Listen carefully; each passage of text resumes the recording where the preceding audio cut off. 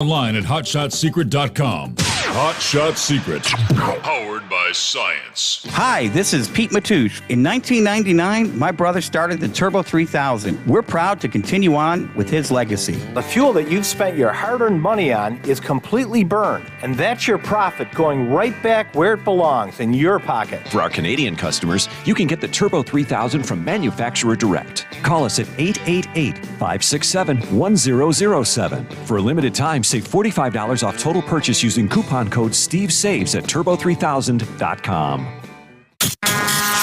And now, back to the Steve Sommers Overnight Drive, live from the Hotshot Secret Studios.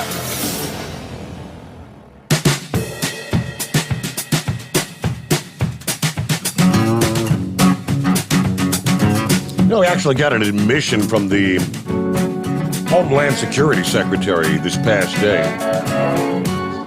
Yes, admitting that, man, many of these people coming into the country illegally, by the thousands, the tens of thousands, they're bringing disease with them.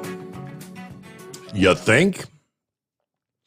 He said he didn't expect such a surge in the COVID Delta variant, as he admitted the rate of illness at the southern border. It's like 20%, 1 in 5 that are crossing that border are coming in positive for COVID. We are confronted with the population of people, as a general matter, that have a rate of illness of about 20%. Well, now, when you're talking about 7,000 or 7,500 people encountered every day at the border, if you look at the system, it is not built for that in a COVID environment. All those positives are supposed to be isolated. Now, how he's coming up with that 20% rate, because my understanding is many of them are not even being tested. The report does say the same. It's not clear how he came to a 20% figure. As he has long said, the Department of Homeland Security does not have the capacity to test every individual, and they're relying on local governments and local communities for help. Of course, back on Friday, he told reporters he didn't know how many of the 17,000 that were camped out under the bridge had actually contracted COVID. And he said at the time, Department of Homeland Security was not testing the migrants. He said, we did not test that population of individuals. We do not know. I do not know. I should say, if I may be perfectly accurate, I do not know if anyone was sick with COVID. We had certainly had some people get sick. Former President Trump, meanwhile, claimed that the migrants had been released with no vetting, no checking, or even a minimal understanding of who the hell they are. That's pretty much the truth. All right, 22 past the hour. What do you say, Chevy guy? Oh, my goodness. I had to call in after that last news report, Well, first off, Liz Cheney changing her stand on homosexuality. I think when she runs next time, I just have a funny feeling she's going to switch over to be a Democrat. I just really do believe that. She knows she ain't going to have a chance for the Republican Party. Mm-hmm. The other thing was, I guess it was, I didn't really listen close, so I'm just going to, the New York governor got into a church and said that the vaccine was the will of God. And I need you to be my, I'm sorry. I need you to be my, I was catching that. You need to be my disciples? Is that what it was? To go out and spread the word to get the vaccine? Really? I mean, this is a party that says there's, how many genders? I'm sorry, Jesus himself said, did he not make them? His father, did he not make them male and female, and the two become one? All right. Did then this is not the party that says, that you can, if it's New York, they cheered when they found out you could have the abortion or you could kill the child even after it was born. He could lay there and just die. This is Democrat now, and he could just die. And, in the book of Matthew, it mentions, if you harm a child, it's better to have a millstone tied around your neck, you cast into the sea. So that's Jesus talking. So if you don't think Jesus is for the death penalty, there's some things that he is for, and that was one of them, and that's the messing around with the child. And I'm just, you want to sit and take spiritual guidance from this reprobate? Yep. There's a church let her in there, and there's a church that would sit there. How they did not get up and walk out. I mean, name it. I mean, you don't steal from people. You don't take your government and steal people. You don't, if you don't work, you don't eat. I'm sorry. It's just everything they do is totally against the word of God. And you got a Democrat come in there and try. I mean, I would have been up and I'd have turned. If I didn't walk out, I just stood there and turned my back on that woman. I mean, no. And I don't think God wants us to put something in our body. There's nothing that goes along with that. I mean, I was so frustrated when I heard that. I had to call. And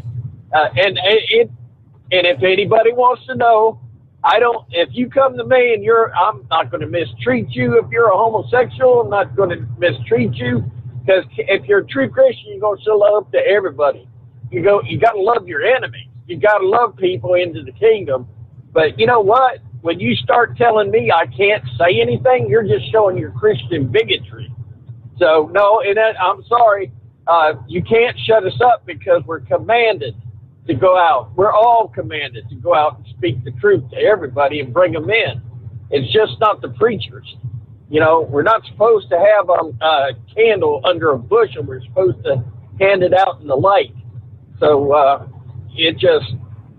was shocked to hear that, and the hair raised up on my back when I heard a Democrat trying to say that.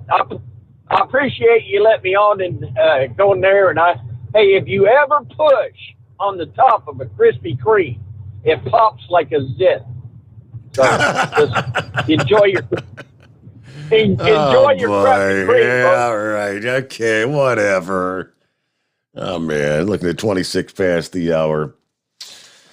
Thinking all right, we've been, year and a half, 2 years pushing it. We've got to be pushing 2 years since the whole start of this pandemic, right?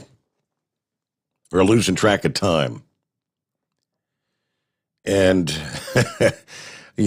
talk about too little, too late. And it took you long enough to do it. The House of Representatives voting to defund the EcoHealth Alliance. That's the nonprofit responsible for providing the Wuhan Institute of Virology with our tax dollars. The amendment was passed as part of the 2022 National Defense Authorization Act.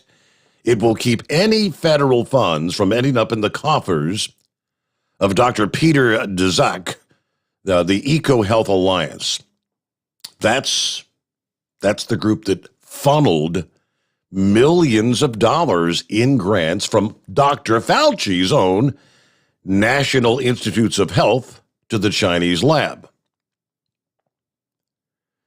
It is deeply disturbing that EcoHealth Alliance funneled American taxpayer dollars to support dangerous, potentially deadly research at the WIV and tried to military biological research and the probable origin of COVID-19, the pandemic.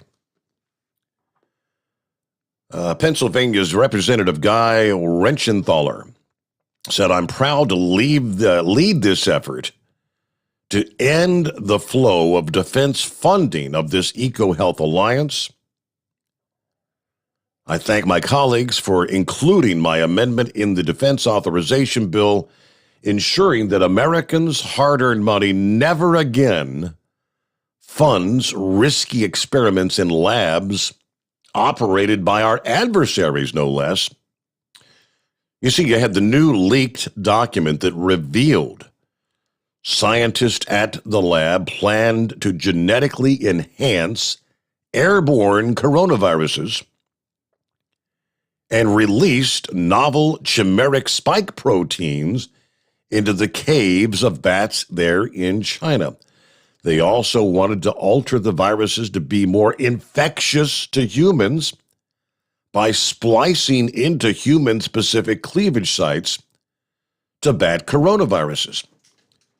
I mean, I think, can we not effectively say that's pretty much what they did successfully, which is now killed hundreds of thousands, globally, millions. What are we, somewhere between 4 and 4.5 million that have died from that virus? All right, well, at least it's done now, right? But no more U.S. taxpayer dollars ever in the future to the Wuhan. They'll just find somewhere else to do their research, right? Right now, we get a news break in. Back with more just ahead, the Steve Sommers Overnight Drive, live from the Hotshot Secrets studios. USA Radio News. I'm Brad Bernards. Real Clear Politics White House correspondent Phil Wegman asked Biden administration spokesperson Jen Psaki about the El Paso Times updating their reporting that the Border Patrol used whips on Haitian migrants in Texas last week. He asked if that changes anything for the administration that there were no whips. I don't think anyone could look at those photos and think that was appropriate action or behavior or something that should be accepted within our administration. There's an investigation that's ongoing. We'll let that play out, but our reaction to the photos has not changed. The White House on Monday warned that the looming government shutdown could hurt the Biden administration's COVID-19 mandates. Congress has until the end of September to pass legislation to avert a shutdown, as Republicans and Democrats have struggled to come to an agreement on a number of measures. This is USA Radio News. The old way of living with diabetes is a pain. You've got to remember to do your testing, and you always need to be sticking your fingers. The new way to live your life with diabetes is with a continuous glucose monitor. You simply apply a discreet, easy-to-use sensor on your body, and it continuously monitors your glucose levels, helping you spend more time in range and freeing you from painful finger pricks. If you test your blood sugar at least 4 times per day and inject insulin at least 3 times per day, or use an insulin pump and have private insurance or Medicare, you might be eligible for a CGM with little or no cost to you. Call U.S. Medical Supply today for a free benefits check. We offer free shipping, 90-day supplies, and we bill Medicare or your insurance directly. Call now and say goodbye to finger pricks. 800-763-1954. 800-763-1954. 800-763-1954. That's 800-763-1954.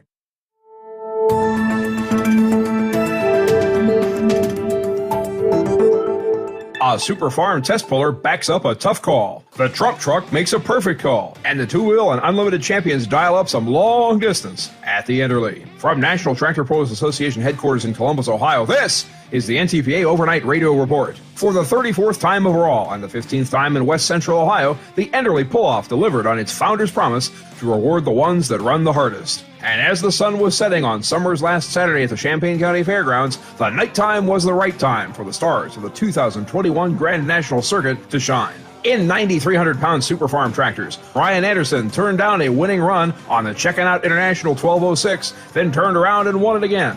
Jason Benser's Plastic Money, Lee Butts' Press On, Dave Whelan's turn aboard the Ferris's Assorted Nuts, and Russ Freeze's Dirt Tracks were all within 11 feet of the win. In 7,500-pound modifieds, Jeff Rose had his giddy-up triple set on Kill and towed the Ironman Green all the way to 368 feet. That edged Tom Owens' Ramblin' Rose for the win and bested Brett Berg's Moneymaker, Doug Christensen's Pack Rat 4, and Corey Kielmeyer's Double Trouble. In 7,500-pound Super Stock Diesel 4x4 trucks, defending champion Shane Kellogg was a midweek replacement, and he came to win. His Trump dodge was too much for season regulars Todd Dugan's Angry Shine and Angry Farmer Penetrating Spray, as well as Nick Gallette's Top Shelf and Brian Withrow's Nut Job 2. In 8,000-pound Superstock diesel tractors, we were down to 3 after Steve Burge's Lock and Load could not answer the call. Kent Payne's Super Rooster IH-1066 could and did and made an Enderly winning 325-foot pass. Travis Schlabach's Bone Twister and Mike Beck's High-Tech Redneck were only 8 inches apart in second and third. In 2,050-pound modified minis, Chase Richardson's Vibrator may have been shaken loose from a championship, but it got its revenge on Funny Little Farmall with an Urbana win. Sam McCrary's Carbon Copy, C.J. Greshik's Pile Driver, and Bruce Slaw's Show No Mercy were 3rd through 5th. In 6,200-pound four-wheel drive trucks, it was a sweet sound turned sour due to breakage, but Ben Ellis will take it. His Benjamin Chevrolet will need some engine work, but he caught the big check ahead of Jake Zaring's 2 rides, Rule Number 19 and Fathead's Eyewear, Carmen Foster's Foster Child, and Ted Skelton's Rock. In 6,000-pound light unlimited modified, Steve Bollinger's Money Pit laid down yet another A to B pass to win the last hook of the year. Jason Gibson's Youngblood Joker's Wild made arguably its best run to date for a strong second, while past champs Doug Theobald's Full Blown Wicked and Keith Wason's Super B and the Night Train of Mike Shaneman were 3rd, 4th, and 5th. In 6,200-pound light superstock tractors, champion Rex Kuhn requested the test hook for his Commander Ford in the afternoon meeting and made it count. Adam Spiegelberg's Detonator Black and Zach Linville's Ridge Runner were also past 300 feet, while Marcus Wedelson's Gunpowder and Lead and Mark Hootman's Hooters Scooter were behind the traditional finish line. That wraps up the first 8 classes of Grand National action on the twin tracks of the Champaign County Fairgrounds. We'll revisit the final 4 Super Semis, Pro Stock Tractors, 2-wheel drives, and Unlimited Modifieds in next week's edition as we tie a bow around the 2021 regular season. But you can watch or re-watch all the action from the regional and Grand National performances anytime you want at ntpa.tv. This Friday, October 1st, Hillsdale, Michigan's Hillsdale County Fair Pole hosts the last national action in the northern United States for the year. Details, as always, at ntpapoll.com. Reporting for the NTPA on the Overnight Drive, I'm John Dunlap. Stay safe and pull home. We know you'd like to be cuddled up real tight with a sweet little thing all night. But instead, you've got Steve Sommers. It's the Overnight Drive. At Hotshot Secret, we share the science behind common diesel problems. For example, stiction. Found throughout the oil system, stiction is the sticky friction that negatively impacts your engine's ability to function at an optimal level. The molecular structure of oil is a hydrocarbon. The engine's extreme heat, tight tolerances, and high pressure cause the oil to break down and release hydrogen, leaving behind varnish, a carbon-based deposit. The varnish clings to the engine's moving parts, creating drag on the turbocharger, oil pump, and pistons. Symptoms of stiction include a rough idle and the loss of fuel economy and performance. Hotshot Secret Stiction Eliminator delivers a 98% clean rating in third-party scrub tests. Its synthetic cleaner plus nano lubricant contains no harmful solvents and is formulated to be left in the engine to safely dissolve stiction for thousands of miles. It works as you drive. Stiction Eliminator is available at truck stops, Tractor Supply, O'Reilly's Auto Parts, and online at hotshotsecret.com. Hotshot Secret, powered by science.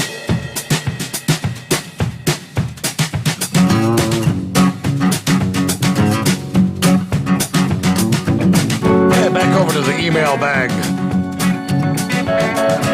Drunken Phil says, Semper Fi. Morning, Steve Sommers and the Hotshot Secret Nation. Happy Taco Tuesday. Coffee up. Good news is another aunt and uncle that were in the hospital with COVID. And yes, they were both vaccinated. Doctors said it saved their lives. Both released and back home in their assisted living facility. They're 90 years old. Anyway, ready to depart Fort Wayne for the big Sterling Heights, Michigan, then to flip back to Fort Wayne. By the way, 88 days till Christmas. Thank you, Truck and Phil. And good to have you with us. Meanwhile, Steve, yes, sir, welcome back. Hey, Steve.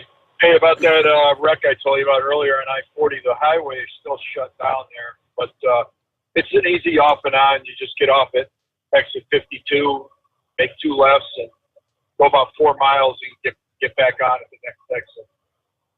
So not that bad at all. Okay. But, they're still working to clear that out. Steve, I'll tell you, every time I listen to that redheaded unknown gender that's in the White House, it just makes me sick. Her lies, lie after lie after lie. And the reason I say unknown gender because she proclaims to be a woman, I think, but she looks like a man. So I'm not really sure if she's a trans or not. I'm not real positive on that. But she does look like a man to me, Steve. So, but I'm sure they'll find out one of the genders out of the 36 flavors that they right portray as genders. They'll find something a title to give her. But Steve, about you know how you were talking about the Afghan refugees and the Haitian refugees and coming into the country, and you know how they're going to support themselves and so forth and so on. Did you see that piece on Breitbart? How blue states are asking American taxpayers to pony up the taxes to find housing for these immigrants? Yes, you sent me the link to that. Yeah, everybody, let's all chip in, right? It's just absolutely sickening. You know, they're actually distributed these illegals in 46 different states. So these blue states are asking to cough up money.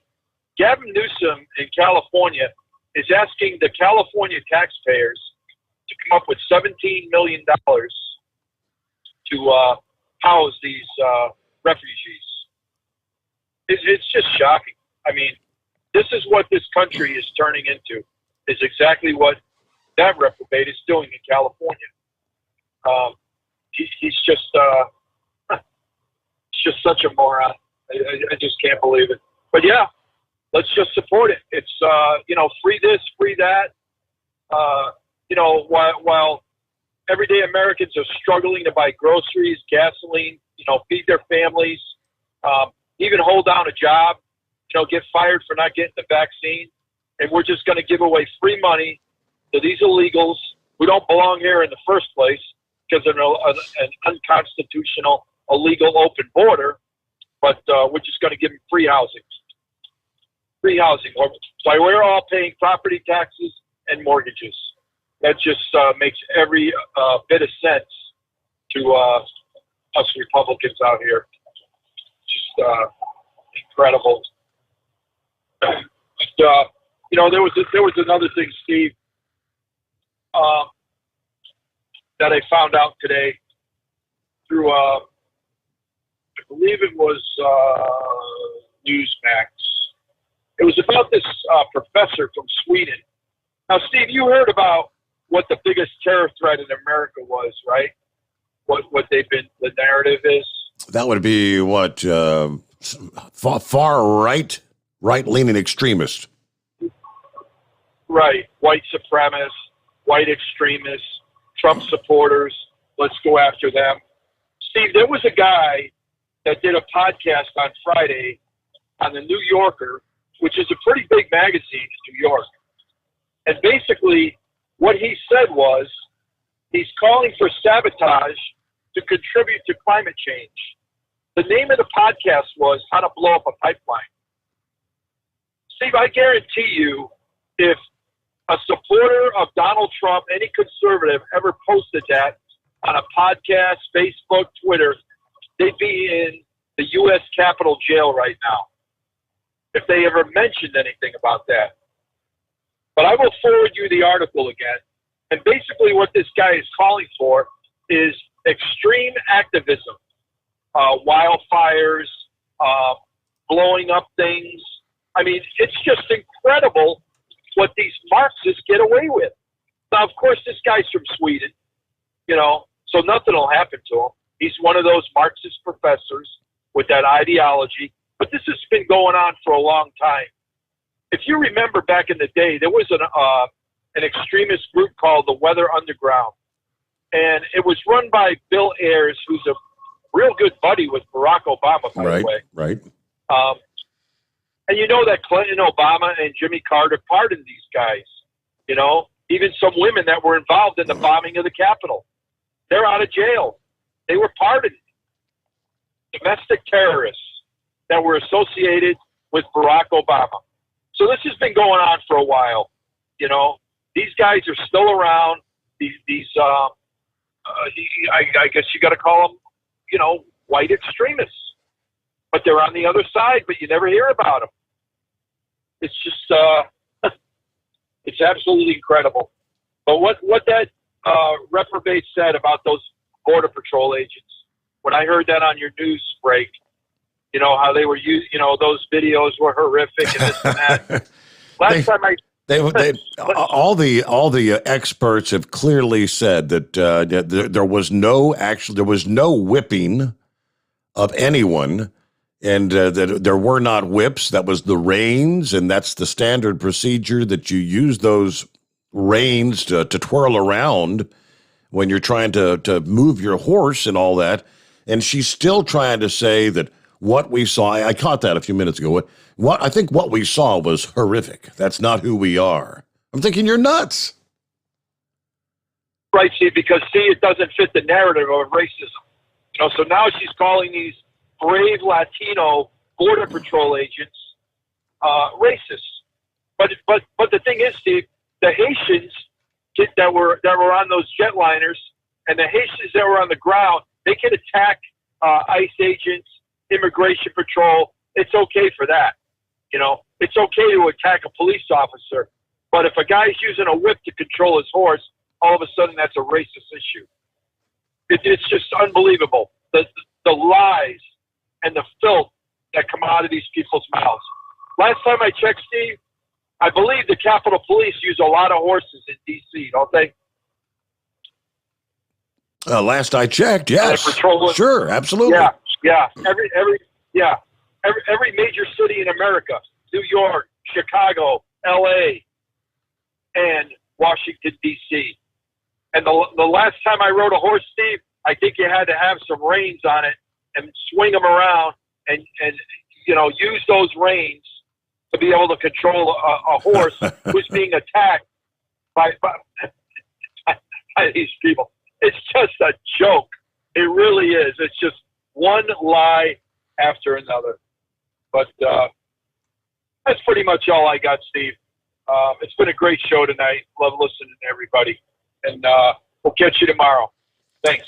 Thank you, Steve. Have a good morning. What are we looking at? It is about 14 before the hour.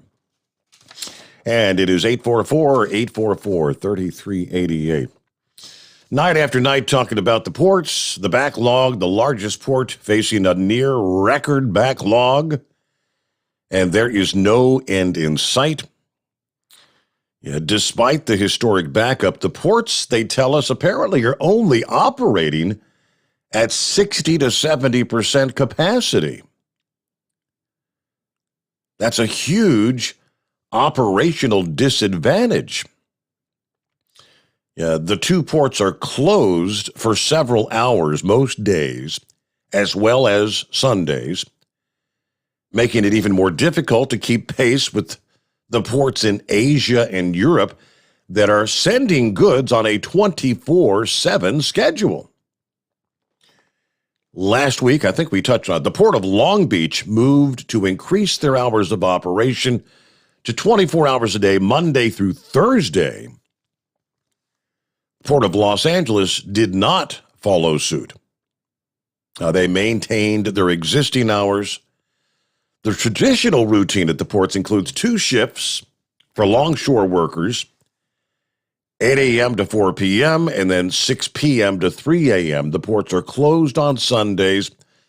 Overnight shifts and Saturdays are more expensive and are rarely used. But the longer hours are not really doing anything to address the backlog when truckers and warehouse operators have not similarly extended their hours. It is not optimal for truckers to pick up loads at night, especially when they'd have to find alternative places to store the goods when the warehouses aren't open at night. Plus the fact that many warehouses near the West Coast do not have space for the goods. About 98% of warehouses in Southern California's logistics-heavy inland empire are fully occupied right now, while the entire western U.S. has a 3.6% vacancy rate. That's the entire western U.S. So all the warehouses are packed and stacked. It's been nearly impossible to get everyone on the same page toward those 24/7 operations. And I guess until they do, they're not going to really be making much of any progress. Let me see here. Is this Buckeye?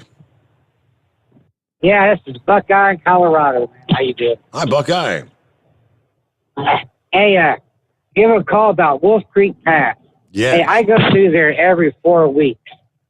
And, man, I'm telling you, there is plenty of signs, 25 mile an hour, going down the westbound side. Dude, there's signs the size of Olympic swimming pools telling you there's a hairpin curve. Just like a quarter to a half a mile before I ran off that, I know exactly where he did. There's a runaway ramp right there.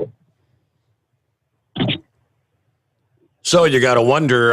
Based on the name, I wonder if he could read or speak English and knew that the runaway ramp was there. Maybe.